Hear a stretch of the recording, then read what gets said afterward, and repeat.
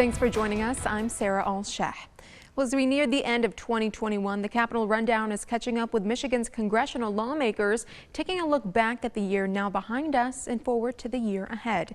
Lauren Thompson recently caught up with Congressman Tim Walberg. He says this past year he is proud to have been a part of the effort to protect senior citizens from online scams and in securing Americans' energy infrastructure as part of the Energy Emergency Leadership Act. But his efforts span much further than that. Take a listen as he offers his insider perspective to what's happening and what's coming in Washington, D.C.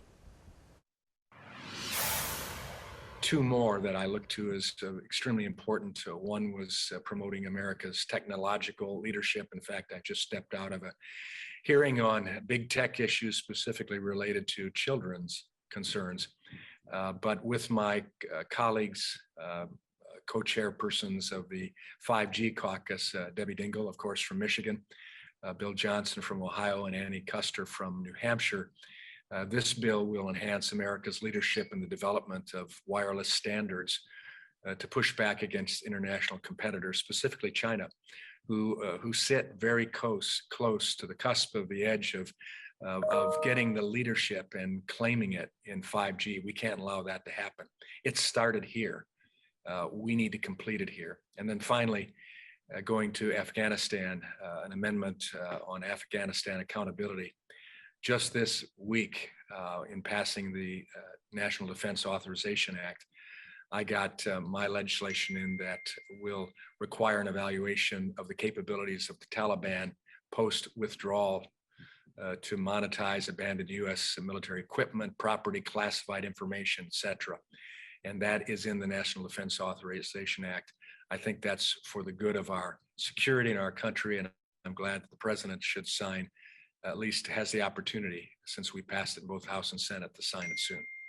On the other area, if you just ask what are the high points of this year, there aren't any in the sense of what's been going on. I sat at the president's inauguration and heard President Biden talk eloquently about desiring to be an American administration, not Democrat, not Republican administration, but an American administration, that he was going to work to unify this country.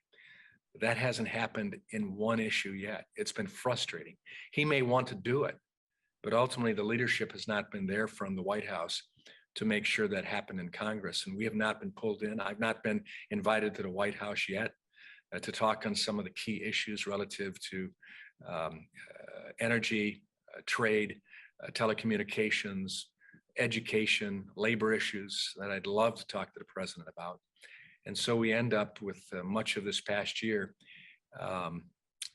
with disaster after disaster, whether you talk about the energy crisis, where my constituents and your viewers are paying more at the pump, gas prices at a 7-year high. Border crisis, there's no end in sight because the president refuses to secure the border. And even when the courts now have said you need to go back to the stay in Mexico policy, they're dragging their feet on that. Economic crisis that we have, inflation at a 30-year high, and that's a tax on everyone. When the president said he would not put a tax on anybody who made less than $400,000 a year. Talk to my constituents.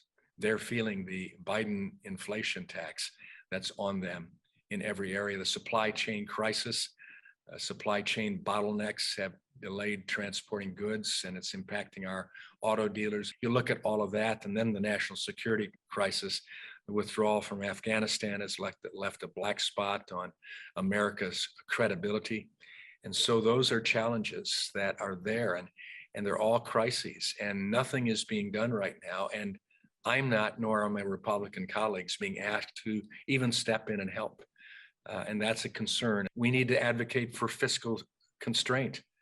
We've spent a lot of money on COVID, and I think, like any of my homeowners in my constituency, they understand they can only continue to spend to a point that finally they have to cut it, and they have to set priorities. We need to do that here. If we keep doing the same things we're doing, it'll be the same next year. That's how it works. If you keep doing the things that are breaking the system right now, that's what you're going to get. Coming up next, we check up with Michigan Congressman John Moolenaar. Stay with us. He offers his take on the 2021 highs and lows in D.C. when the Capitol Rundown comes right back.